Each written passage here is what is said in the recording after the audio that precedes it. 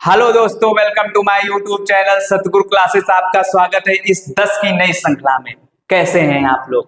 उम्मीद करता हूं कि अच्छे होंगे। दीपावली कैसी रही? पता चला आप लोगों ने पटाखे अड़ाके बम खूब छुटाए और जो कि बड़ा रोमांचित जैसा मौसम रहा। दीपावली का सुहावना पर्व, जैसे भगवान श्री राम लंका से होकर आए वैसे मैं भी 5 दिनों बाद इस नई क्लास में आपका हार्दिक स्वागत करता हूं और अभिनंदन करता हूं। एक दो हिंदी के अच्छे वर्ड भी हो गए। चलिए हम लोगों ने देखते हैं कि क्या सीखा था। तो पिछली क्लास में हम लोगों ने कुछ ये मतलब सीखा था कि परिवर्तन क्या होता है, भौतिक मतलब परिवर्तन और रासायनिक मतलब परिवर्तन क्या होते हैं। फिर मैंने सीखा कि अभिक्रिया क्या होती है। तो इसमें मैंने समझाया था 2 मिनट में कि जब कोई अभिकारक उत्पाद में परिवर्तित हो जाता है तो इस पूरे प्रोसेस को क्या कहते हैं? अभिक्रिया कहते हैं। क्या कहते हैं? अभिक्रिया कहते हैं। फिर अभिक्रिया में भाग कौन लेता है? तो 2 लोग अभिक्रिया में क्या लेते हैं? भाग लेते हैं। एक अभिकारक होता है जो अभिक्रिया के प्रारंभ में लिया जाता है, और जो बन के तैयार होता है उसको क्या कहते हैं? उत्पाद कहते हैं। बोलिए, आ गई बात समझ में? चलिए फिर आगे मैंने बात की थी कि रासायनिक अभिक्रिया क्या होती है। तो रासायनिक अभिक्रिया जो है ये रासायनिक परिवर्तन से निकली है। जैसे आप गांव से आए हैं, ठीक है ना, तो बेसिक जो रासायनिक जो मतलब ये है वर्ड है, और जो अभिक्रिया वर्ड है ये मतलब कहां से आया है? रासायनिक परिवर्तन से। आ गई बात समझ में? फिर मैंने ये समझाया था कि उत्प्रेरक क्या होते हैं। तो मैंने ये समझाया था कि जो अभिक्रिया की दर को बढ़ा देते हैं या कम कर देते हैं। अभिक्रिया की दर को क्या कर देते हैं? बढ़ा देते हैं या कम कर देते हैं, उसे क्या कहते हैं? उत्प्रेरक कहते हैं। और उत्प्रेरक कितने प्रकार के होते हैं? तो मैंने समझाया था उत्प्रेरक 2 प्रकार के होते हैं, धनात्मक उत्प्रेरक और ऋणात्मक उत्प्रेरक। धनात्मक उत्प्रेरक क्या होते हैं? जो अभिक्रिया की दर को क्या कर देते हैं? बढ़ा देते हैं। और ऋणात्मक उत्प्रेरक क्या होते हैं? जो अभिक्रिया की मतलब दर को कम कर देते हैं। जब मैंने चाची और मामी वाला एग्जांपल लिया था। फिर मैंने ये समझाया था कि समीकरण क्या होता है। तो किसी अभिक्रिया को उसके सूत्रों के रूप में दर्शाना, किसी अभिक्रिया को उसके सूत्रों के या अणुसूत्रों के रूप में दर्शाना क्या कहलाता है? रासायनिक समीकरण कहलाता है। ये समीकरण कितने टाइप के होते हैं? मैंने समझाया था 2 टाइप के होते हैं। तो आपने पूछा था कौन कौन से? तो मैंने एक कहा था कि संतुलित समीकरण, और मैंने दूसरा ये कहा था असंतुलित समीकरण। अच्छा, संतुलित समीकरण क्या होते हैं? तो संतुलित समीकरण वे समीकरण होते हैं, संतुलित समीकरण वे समीकरण होते हैं जिनमें अभिकारक और उत्पाद की मात्रा समान होती है। कैसी होती है? समान होती है। और असंतुलित समीकरण कैसे होते हैं? जिनमें अभिकारक और उत्पाद की मात्रा समान नहीं होती है। इतनी बात समझ में आ गई? यहां तक हम लोगों का हो चुका था। आज उसी के आगे बात करते हैं, और टॉपिक है रासायनिक समीकरण को संतुलित करना, कि हम लोग रासायनिक समीकरण को कैसे संतुलित करते हैं। तो रासायनिक समीकरण को संतुलित करने के लिए सबसे बढ़िया जो हमारे पास ट्रिक है वो क्या है कि जितना उत्पाद हो उतना ही जितना अभिकारक हो उतना ही क्या होना चाहिए? उत्पाद होना चाहिए। जितना क्या हो? अभिकारक हो उतना ही क्या होना चाहिए? उत्पाद होना चाहिए। तो इसके लिए हम लोग देखते हैं यहां पर कि रासायनिक समीकरण को संतुलित करना है। संतुलित कैसे करते हैं? तो देखिए, रासायनिक समीकरण को संतुलित करने के लिए हम लोग क्या करते हैं? देखिए उस बात को यहां पर ये बताइए, किसी एक पदार्थ को हम लोग क्या कर लेते हैं? उठा लेते हैं। ठीक, किसी एक पदार्थ को। तो यहाँ पर Ca कितने हैं? यहाँ पर Ca 1 है, तो यहाँ पर भी Ca कितना है? 1 है। यहाँ पर और यहाँ पर NO3, यहाँ पर NO3 कितने हैं? 2 है। लेकिन यहाँ पर 1 है, यहाँ पर कितने NO3 है? यहाँ पर 2 है। तो यहाँ पर NO3 की संख्या तुमको कितनी करनी पड़ेगी? 2 करनी पड़ेगी। तो मैंने यहाँ पर 2 लिख दिया। बोलो, यहाँ पर जब 2 लिख दिया है, यहाँ पर 2 लिख दिया, तो हाइड्रोजन कितने हो गए? हाइड्रोजन कितने हो गए? 2 इस तरफ और 2 ये वाले, 2 ये वाले और 2 ओ ये वाले। आ गई बात समझ में तुम लोगों को? हाँ, तो हम लोग देखते हैं। मैंने सबसे पहले ये क्या कहा कि मैंने कैल्शियम को उठाया, मतलब काय को उठाया? कैल्शियम को उठाया। यहाँ पर कैल्शियम 1 था, तो यहाँ पर भी कैल्शियम कितना है? 1 है। तो अब इसको हमको बैलेंस करने की कोई भी जरूरत नहीं है। फिर तुमने देखा कि भैया हमको किसको लेना है? NO3 को। तो तुमने ये देखा यहाँ पर NO3 1 है, लेकिन यहाँ पर NO3 कितने लिखे हैं? 2 लिखे हैं। तो मैंने तुमसे कहा अगर इधर 2 NO3 है तो इधर भी तुमको 2 का मल्टीप्लाई कर लेना चाहिए। तो यहाँ पर NO3 कितने हो गए? दो हो गए, लेकिन H यहाँ पर कितने हो गए, H दो हो गए। यहाँ पर H कितने हैं, इस पूरे ब्रैकेट में H कितने हैं, इस पूरे ब्रैकेट में 2H है और 2 O है। कितने O है, 2 O है, और दो O मतलब H और हो गए, तो टोटल H कितने हो गए, 4 हो गए। और जबकि यहाँ पर H कितने हैं, 2, यहाँ पर H कितने हैं, 2, तो इसमें कितने का मल्टीप्लाई करा देंगे, 2 का मल्टीप्लाई करा देंगे, तो हमारा ये वाला पूरा का पूरा जो समीकरण है वो क्या हो जाएगा, संतुलित हो जाएगा। बोलिए इतने बात में कि किसी को कोई दिक्कत है तो इसके आगे हम लोगों को क्या लिखना पड़ेगा, इसके आगे हम लोगों को 2 जोड़ना पड़ेगा, और इसके आगे भी हम लोगों को 2 जोड़ना पड़ेगा। अब एक बार इसको चेक कर लेते हैं। यहाँ पर कैल्शियम कितने हैं, 2 है, कितने हैं, अरे सॉरी 1 है। अगर यहाँ पर कैल्शियम 1 है तो यहाँ पर भी कैल्शियम तुम्हारा 1 है। यहाँ पर NO3 कितने हैं, यहाँ पर NO3 कितने हैं, 2 है, और यहाँ पर NO3 कितने हैं, 2 है। यहाँ पर हाइड्रोजन कितने हैं, 2 दूना 4, तो यहाँ पर 2 हाइड्रोजन ये हो गए और 2 हाइड्रोजन ये वाले हो गए, तो कितने हाइड्रोजन हो गए, 4, और O कितने हैं, 2, तो यहाँ पर भी O कितने हैं, 2। तो इस प्रकार तुम समीकरण को क्या करोगे, संतुलित करोगे। चलो अगला देखते हैं। पहले 1 मिनट ये वीडियो को रोको और पहले तुम सॉल्व करो। जब तक तुम प्रैक्टिस नहीं करोगे तब तक तुमको समझ में आने वाला नहीं है। लगा दो आग पानी में और जवानी उसे कहते हैं, और ले आओ 100 नंबर कहानी उसे कहते हैं। आ गई ना बात समझ में? तो इसी शायरी के साथ, इसी मोटिवेशन वाली शायरी के साथ हमेशा ये बात रखना, याद रखना कि ऐसे बड़े होने से कोई फायदा नहीं है जिसमें हमारी ताकत पढ़ाई के लिए या देश के काम में ना आ सके, या माँ और पिता के सपनों को साकार करने में ना आ सके। ऐसी पढ़ाई का कोई भी वर्चस्व नहीं है, ठीक है। और एक मैंने हमेशा तुम लोगों से एक बात कही है कि मुझे याद तुम हो लेकिन मुझे याद भी है अपनी, कभी ऐसे भी याद आओ मैं खुद को भूल जाऊं। तो तुम्हें पढ़ाई ऐसे करनी है कि सारा जहान को तुम्हें भूल जाना है, पढ़ाई ऐसे करनी है, ठीक। अगला पहले आप वीडियो रोकिए और इस वाले क्वेश्चन को करिए अपने मन से, जब ना आए तब देखिए वीडियो। चलिए मैं समझा रहा हूं। यहां पर Na कितना है, 1 है, और यहां पर Na कितने हैं, 2 है। पहले कंपाउंड तुमको 1 उठाना है। सबसे पहले मैंने क्या देखा, Na, और यहाँ पर Na, यहाँ पर 2 Na है और यहाँ पर 1 Na है। तो यहाँ पर आपने कहा कि भैया जी इसमें 2 का गुणा कर दीजिए, Na कितने हो गए, 2 हो गए, ठीक। अगर यहां से Na 2 हो गए, अच्छा H2SO4 कितना है, 1 है, तो इसमें भी H2SO4 कितना है, 1 है। अच्छा H बताइए कितने हो गए, H कितने हो गए, 2H इसमें हो गए और 2H इसमें हो गए, तो 2 कितना हो गया, 4H। जबकि यहाँ पर H कितने हैं, 2, तो यहाँ पर हम कितने का गुणा कर दें, 2 का अगर मल्टीप्लाई कर दें तो कितने H हो गए, 4H हो गए। कितने H हो गए, 4H हो गए, और ये रिएक्शन बैलेंस हो गई। बोलो समझ में आया, बोलो नहीं आ रहा समझ में, ध्यान से देखोगे तो समझ में आएगा। देखिए यहाँ पर Ag कितने हैं, 1 है, तो यहाँ पर भी Ag कितना है, 1 है। अच्छा यहाँ पर Na कितना है, 1 है, तो यहाँ पर भी Na कितना है, 1 है। NO3 कितना है, 1 है, तो यहाँ पर भी NO3 कितना है, 1 है। यहाँ पर Cl कितना है, 1 है, यहाँ पर भी Cl कितना है, 1 है। क्या इनको बैलेंस करने की है कोई जरूरत, इनको बैलेंस करने की कोई भी जरूरत नहीं है, ये पहले से ही क्या है, सारे के सारे क्या है, बैलेंस है। चलिए आगे बात करते हैं। वीडियो रोको, 1 मिनट सॉल्व करो, चलो करो।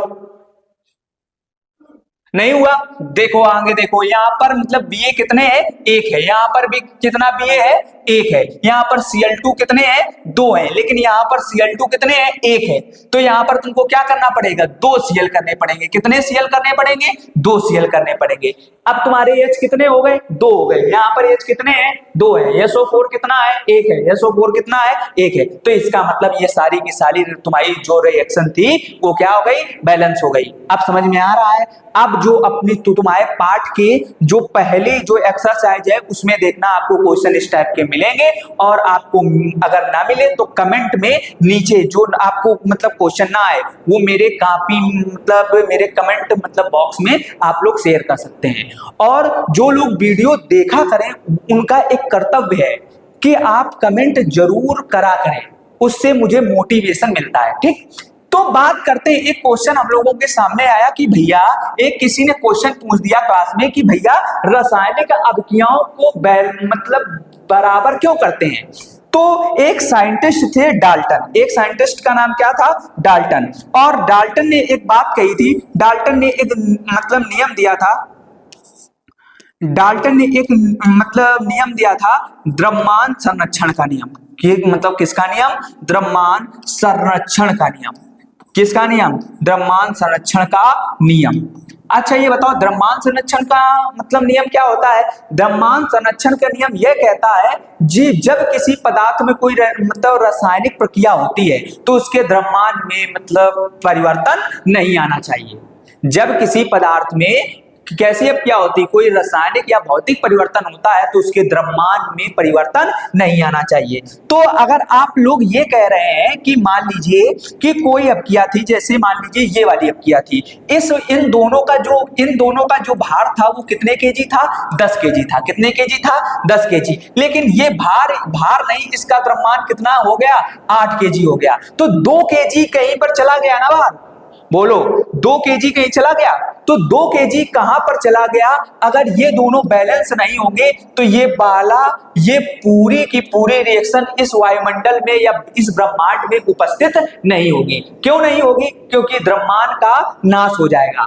और डाल्टन ने क्या बात कही है कि कभी भी द्रव्यमान का नाश नहीं होता है। द्रव्यमान को ना तो उत्पन्न कर सकते हैं और ना ही नष्ट कर सकते हैं, बस इसे एक रूप से दूसरे रूप में परिवर्तित कर सकते हैं। ठीक है, तो इसे क्यों बराबर करते हैं? द्रव्यमान संरक्षण के लिए। क्यों बराबर करते हैं? द्रव्यमान संरक्षण के लिए। इसे क्यों मतलब इक्वल करते हैं? द्रव्यमान संरक्षण के लिए, क्योंकि हमारा द्रव्यमान संरक्षण का नियम लागू रहना चाहिए। नोट कर लीजिए सभी लोग। चलिए, आ रहा है आपको समझ में? कोई दिक्कत तो नहीं हो रही है? आज ऊर्जा पर्याप्त है? ठीक है, चलिए अब बात करते हैं कि रासायनिक अपक्रिया कितने प्रकार की होती है।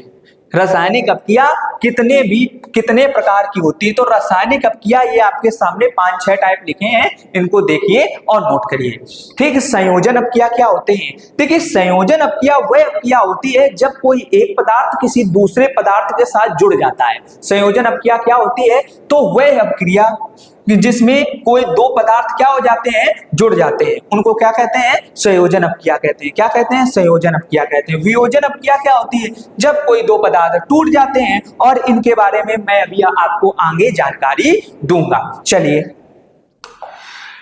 बात करते हैं कि संयोजन अपक्रिया क्या होती है। बात करते हैं कि संयोजन अपक्रिया क्या होती है। तो इसमें आपको लिखना है, इसमें आपको मतलब क्या लिखना है कि जब 2 या 2 से अधिक पदार्थ, जब 2 या 2 से अधिक पदार्थ या जब 2 या 2 से अधिक अभिकारक, जब 2 या 2 से अधिक पदार्थ या जब 2 या 2 से अधिक अभिकारक आपस में मिलकर, आपस में संयोग कर, संयोजन का मतलब क्या होता है?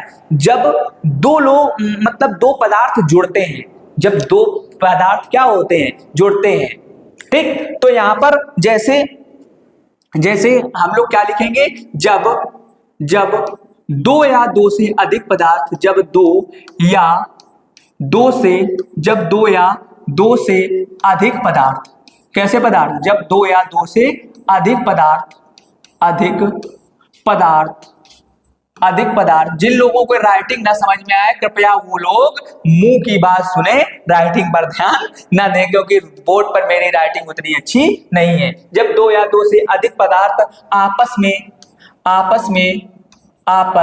में संयोग करके, संयोग का मतलब मिलकर, आपस में संयोग करके एक तीसरा पदार्थ बनाते हैं, एक नया पदार्थ बनाते हैं। एक नया पदार्थ क्या करते हैं? एक नया पदार्थ बनाते हैं। नया पदार्थ क्या करते हैं? बनाते हैं। तो क्या कहते हैं? इसे संयोजन अपक्रिया कहते हैं। जैसे कि मान लीजिए मैंने लिया कार्बन, और कार्बन के साथ हमने क्या कर दी? O2 मिला दी। तो इसको क्या करने पर, गर्म करने पर हमको क्या मिल जाता है? CO2 मिल जाता है। हमको क्या मिल जाता है? CO2। और कार्बन कैसे रूप में है? सॉलिड रूप में है। O2 कैसे रूप में है? गैस रूप में है। और मिलकर क्या बना दिया इन्होंने? गैस बना दी। तो बोलो, कार्बन मिला और O2 मिली और दोनों ने क्या कर दिया, गर्म कर दिया, तो हमारा क्या मिल गया, CO2 प्राप्त हो गया। ऐसी अपक्रिया को हम लोग क्या कहते हैं, संयोजन अपक्रिया। और संयोजन अपक्रिया में प्राप्त क्या होती है, CO2 गैस हमको प्राप्त होती है। इतनी बात समझ में आ गई आपको? कोई दिक्कत है? हमारे विचार से आपको कोई भी दिक्कत नहीं होनी चाहिए। चलिए आगे बात करते हैं वियोजन अपक्रिया। सबसे पहले हम लोग बात करते हैं कि वियोजन अपक्रिया क्या होती है। तो वियोजन अपक्रिया में सबसे पहले हम लोग बात करेंगे कि वियोजन का मतलब क्या होता है, टूटना। टूटना तो आप लोग बहुत अच्छे से जानते होंगे, ठीक है। जब आपको जैसे कोई हीरा दिया जाए, ठीक है, हीरा टूट गया, चूड़ियां टूट गई, तो टूटना तो आप लोग मतलब बहुत अच्छे से जानते होंगे। उम्मीद करता हूं कि टूटने के बारे में आपको मुझसे ज्यादा मालूम होगा कि लोग भी टूट जाते हैं। हाँ, तो लोगों को टूटते हुए ना देखकर हम लोग आगे बात करते हैं कि वियोजन क्या होता है। वियोजन देखिए क्या होता है कि जब कोई पदार्थ एक से अधिक टुकड़ों में टूट जाता है, जब कोई पदार्थ एक से अधिक भागों में टूट जाता है, जब कोई पदार्थ एक से अधिक भागों में क्या हो जाता है, टूट जाता है, तो इस अपक्रिया को हम लोग वियोजन अपक्रिया कहते हैं। तो लिखेंगे, जब कोई पदार्थ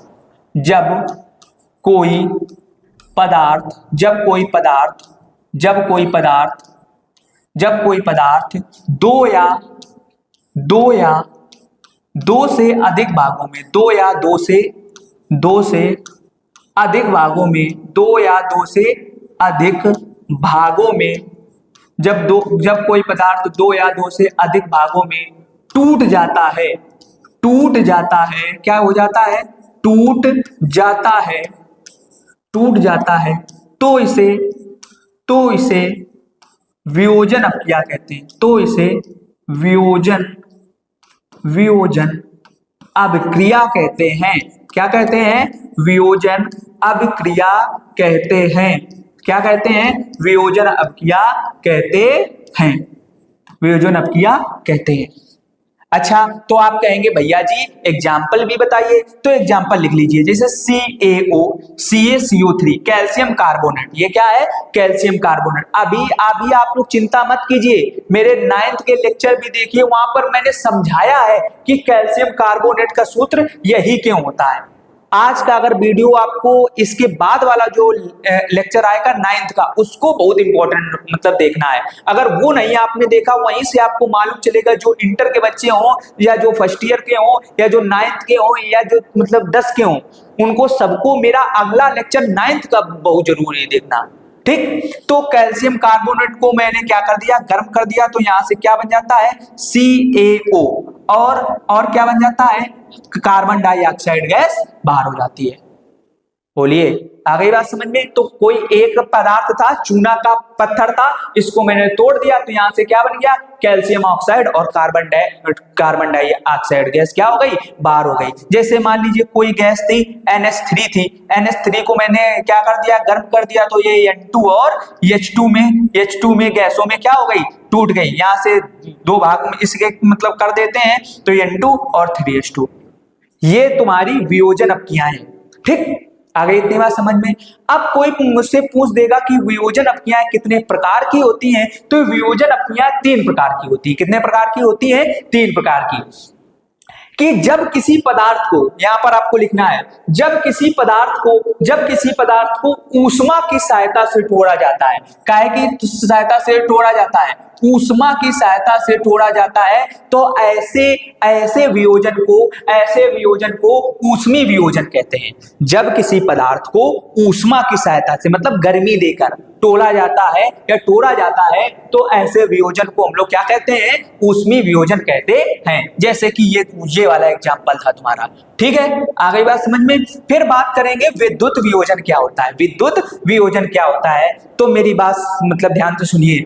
जब किसी पदार्थ को विद्युत धारा, जब किसी पदार्थ में विद्युत धारा का प्रवाह कराकर जब किसी पदार्थ में विद्युत धारा का प्रवाह कराकर और उसे विद्युत धारा का प्रवाह कराकर उसे दो या दो से अधिक भागों में तोड़ देते हैं। जब किसी पदार्थ को विद्युत धारा का प्रवाह कराकर दो या दो से अधिक भागों में तोड़ देते हैं तो इस प्रकार के वियोजन को वैद्युत वियोजन कहते हैं। क्या कहते हैं? इस प्रकार के वियोजन को वैद्युत वियोजन कहते हैं। इस प्रकार के वियोजन को क्या कहते हैं? वैद्युत वियोजन कहते हैं। आ गई बात समझ में आप लोगों के? फिर बात करते हैं प्रकाशीय वियोजन। तो प्रकाश, देखिए प्रकाश जो है वो छोटे छोटे कणों से मिलकर भी बना है जिसे हम लोग फोटॉन या क्वांटा कहते हैं। ठीक है, तो प्रकाशीय वियोजन क्या होता है? प्रकाशीय वियोजन क्या होता है कि जब किसी पदार्थ को सूर्य की ऊष्मा से या प्रकाश की सहायता से तोड़ा जाता है तो ऐसे वियोजन को हम लोग प्रकाशीय वियोजन कहते हैं। क्या कहते हैं? प्रकाशीय वियोजन कहते हैं। तो मेरी बात ध्यान से सुन लीजिए कि वियोजन टूटना कितने प्रकार से होगा? 3 प्रकार से। नंबर 1 ऊष्मीय वियोजन, मतलब ऊष्मा दे दो तब टूट जाए, तो एक तो ऊष्मीय वियोजन। नंबर दूसरा क्या होता है?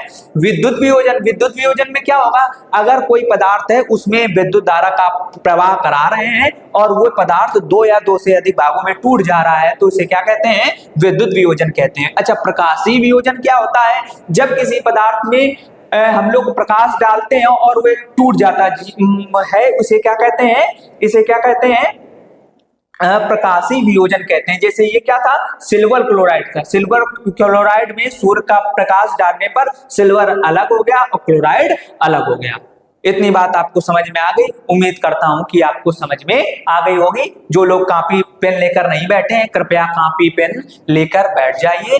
कुछ नहीं धरो इन बातन में और खुरपी आ जाइए लला तुम्हारे हाथन में, अगर कॉपी पेन लेके ना बैठे हो। ठीक, नोट कर लो इतना। चलो आगे बात करता। फिर आ जाओ, जो हमने रिएक्शन पढ़ी थी ये देख लीजिए, जो मैंने अभिक्रियाएं पढ़ी थी। नंबर 1 मैंने समझा दी तुम लोगों को वियोजन। हम लोगों ने संयोजन अभिक्रिया पढ़ ली, वियोजन अभिक्रिया पढ़ ली। अब हम लोगों को सीखना है विस्थापन अभिक्रिया। कौन सी अभिक्रिया? विस्थापन अभिक्रिया। देखिए विस्थापन का मतलब क्या होता है? जैसे आपकी मम्मी ने कहा कि बेटा वो कुर्सी रखी है मेरे पास ले आओ। विस्थापन का मतलब होता है, विस का मतलब होता है चेंज करना। क्या मतलब होता है? चेंज करना। और स्थापन का, स्थापन, ये जो स्थापन का मतलब है, स्थापन का मतलब है स्थान को। क्या मतलब होता है? जब कोई पदार्थ या जब कोई क्रियात्मक समूह अपना स्थान परिवर्तित कर लेता है तो इस प्रकार की अभिक्रिया को विस्थापन अभिक्रिया कहते हैं। चलिए लिखते हैं हम लोग बात कि क्या मैंने बोला है कि ऐसी अभिक्रिया या वह अभिक्रिया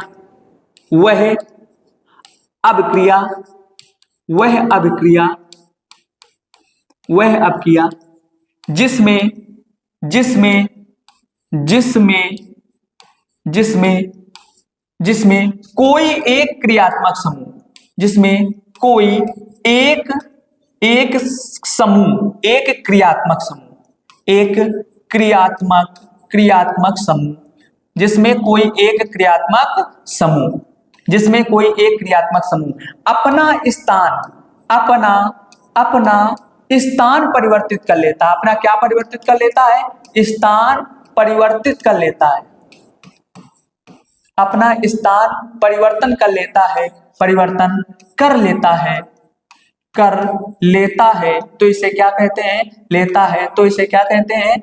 इसे क्या कहते हैं? विस्थापन अभिक्रिया कहते हैं। जैसे कि नीचे एग्जांपल में लिखा है, देखिए आप लोग ध्यान से, नीचे एग्जांपल में लिखा है, पहले ये Fe अकेला था, ठीक। अब Fe जब अकेला था और इसके साथ में क्या जुड़ा था? SO4, CuSO4 के साथ में क्या जुड़ा था? SO4 जुड़ा था। तो ये इस वाले SO4 ने क्या किया कि मैं तुम्हारे साथ चलूंगा, जाने नहीं दूंगा तुझे। तो जाने नहीं दूंगा तुझे, तो ये अकेले नहीं मतलब जा पाया और इसने SO4 इसके साथ में गाड़ी में उल्ट कर बैठ गया और यहाँ से FeSO4 बाहर हो गया और यहाँ से Cu आपका अलग निकल गया। बात समझ में आ गई? जो चीज कायदे में Fe को अकेले जाना चाहिए था, लेकिन यहाँ पर Fe ने SO4 को अपने साथ बुला लिया। तो स्थान ए के लोगों ने अपना स्थान चेंज किया है। कितने लोगों ने? एक लोगों ने। तो अगर SO4 को ने एक आदमी है ना, ये पूरा का पूरा एक आदमी है, ठीक, इसने अपना स्थान बदल लिया तो ऐसी अभिक्रियाओं को क्या कहते हैं? विस्थापन अभिक्रिया कहते हैं। क्या कहते हैं? विस्थापन अभिक्रिया कहते हैं। ठीक है, मजा आ रही है? मजा ना आए तो पैसा वापस। ठीक, फिर बात क्या हुई कि द्विविस्थापन। विस्थापन का मतलब तो आप लोगों ने बात को समझ लिया ना, स्थान का चेंज होना, स्थान का चेंज होना। द्विविस्थापन का मतलब क्या होता है? दो लोग अपना स्थान चेंज करेंगे। तो यही बात तुमको अपने मन से कॉपी में लिखनी है। लिखिए कि जब कोई मैं तब तक कलर चेंज कर लेता हूं व्हाइट, कि जब कोई क्रियात्मक समूह, जब कोई क्रियात्मक समूह परस्पर, जब कोई दो लिख लेना, जब कोई दो या दो से अधिक, दो या दो से अधिक, जब कोई दो या दो से अधिक, ठीक, नहीं समझ में आया है तो एक बार फिर से लिख लीजिए। जब कोई दो या दो से अधिक, जब कोई दो या दो से अधिक, जब कोई दो या दो से अधिक क्रियात्मक समूह, कौन सा समूह? क्रियात्मक समूह परस्पर अपना स्थान बदल लेते हैं, परस्पर अपना स्थान क्या कर लेते हैं? जब परस्पर अपना स्थान क्या कर लेते हैं? बदल लेते हैं,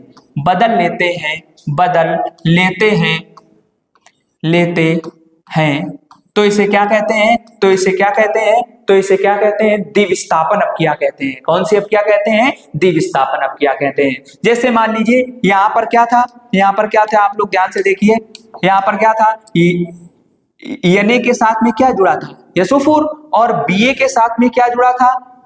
Cl2। तो इस वाले Cl2 ने क्या बोला कि भैया, इस वाले Na ने क्या बोला कि मैं आपके Cl के साथ जाऊंगा। यहाँ पर Na ने क्या बोला है कि मैं Cl के साथ जाऊंगा, और Ba ने क्या कहा है कि भैया जी मैं किसके साथ में जाऊंगा? मैं SO4 के साथ में जाऊंगा। तो यहां से क्या निकल के आ गया? BaSO4, और ये वाला NaCl बाहर हो गया। इतनी बात समझ में आ गई आप लोगों के? कोई दिक्कत है? हमारे विचार से आपको किसी भी टाइप की कोई भी दिक्कत नहीं होनी चाहिए। नोट कर लीजिए और इसका एक बार स्क्रीनशॉट ले लीजिए। ठीक है, तो आगे हम लोगों को देखना है रेडॉक्स अभिक्रियाएं।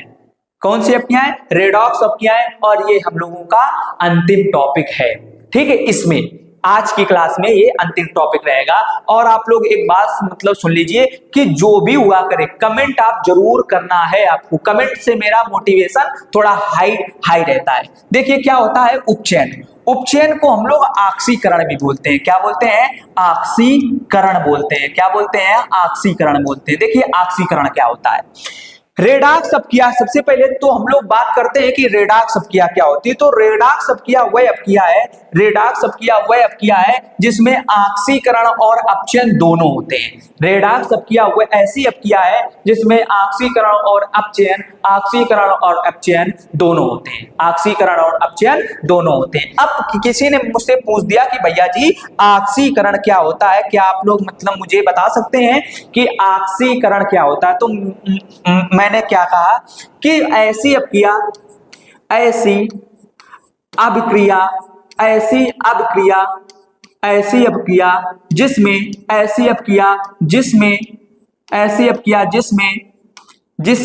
जिसमें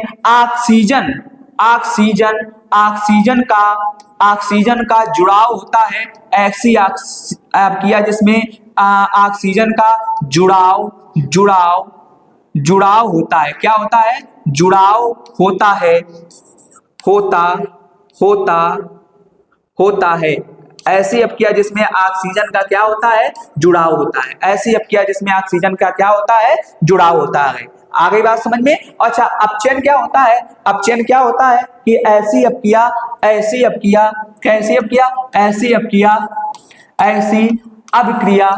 ऐसी अभिक्रिया, ऐसी अभिक्रिया जिसमें जिसमें जिसमें हाइड्रोजन का हाइड्रोजन हाइड्रोजन का हाइड्रोजन हाइड्रोजन हाइड्रोजन का चिन्ह क्या होता है? H। हाइड्रोजन का चिन्ह क्या होता है? H। H का जुड़ाव होता है, जुड़ाव होता है तथा ऑक्सीजन का परित्याग होता है। क्या होता है? परित्याग होता है, परित्याग होता है। और इसी के आगे एक हम लोग बात लिख लेंगे कि ऐसी अभिक्रिया जिसमें ऑक्सीजन का जुड़ाव होता है लेकिन हाइड्रोजन का परित्याग होता है। क्या होता है? परित्याग होता है, परित्याग होता है। तो आप कहेंगे भैया कैसे, इस बात को आप कैसे प्रूव करेंगे? देखिए यहां पर ये कार्बन कैसा था? तन्हा था, जैसे इस टाइम तुम बैठे हो बिल्कुल तन्हा, ठीक है ना। तो ये मतलब कार्बन मतलब कैसा था? अकेला था। इस कार्बन अकेले को साथ में लेकर कौन चला गया? ऑक्सीजन। बोलो कि जैसे ही इस ऑक्सीजन को साथ में लेकर चला गया तो अभी इसके साथ में तो ऑक्सीजन थी नहीं, और ये ऑक्सीजन इसके साथ में जुड़ गई कि नहीं जुड़ गई? तो हमारा क्या मिल गया? CO2 मिल गया। तो ऐसी अभिक्रिया को क्या कहते हैं? ऑक्सीकरण अभिक्रिया कहते हैं। क्या कहते हैं? ऑक्सीकरण अभिक्रिया कहते हैं। आ गई बात समझ में? और ये क्या है? अपचयन है। ये क्या है? अपचयन है। तो अपचयन क्या होता है? जिसमें ऑक्सीजन का अलगाव, ऑक्सीजन का क्या होता है? परित्याग होता है। ऑक्सीजन का क्या होता है? मेरी इस वाली बात पे बहुत मतलब गौर कीजिए, यहाँ पर इस वाली बात पर बहुत मतलब गौर कीजिए कि ऑक्सीजन का क्या होता है? परित्याग होता है, छोड़ देता है ऑक्सीजन। ठीक, तो पहले तो ये इससे वादा करता है कि हम आपको साथ में चलेंगे, ठीक, लेकिन जैसे इसको हाइड्रोजन मिल जाता है, जैसे क्या मिल जाता है? हाइड्रोजन मिल जाता है तो मतलब बोलता है मैं नहीं जाऊंगा तुम्हारे साथ, मैं अब किसके साथ में जाऊंगा? हाइड्रोजन के साथ में जाऊंगा। और बेचारा अकेला मतलब कॉपर रह जाता है, और ये वाला ऑक्सीजन किसके? जल के साथ में चला जाता है। आ गई बात समझ में? तो अपचयन क्या होता है? जिसमें ऑक्सीजन छूट जाता है, ऑक्सीजन अलग हो जाता है। और ऑक्सीकरण क्या होता है? जिसमें ऑक्सीजन जुड़ जाता है। दोनों उम्मीद करता हूं कि मेरी बातें आपको समझ में आ गई होगी। और रेडॉक्स अभिक्रिया क्या होती है? ऐसी अभिक्रिया है जिसमें ऑक्सीकरण और अपचयन दोनों एक साथ होते हैं। ठीक है, तो आज के लिए इतना ही। हम लोग मिलते हैं 10 की अगली क्लास में। उम्मीद करता हूं कि आप पढ़ाई अच्छे से कर रहे होंगे और आप स्वस्थ होंगे। ठीक है, तो लाइक कीजिए, कमेंट कीजिए और मेरे चैनल को सब्सक्राइब कीजिए और ज्यादा से ज्यादा शेयर कीजिए। आज के लिए गुड नाइट, धन्यवाद।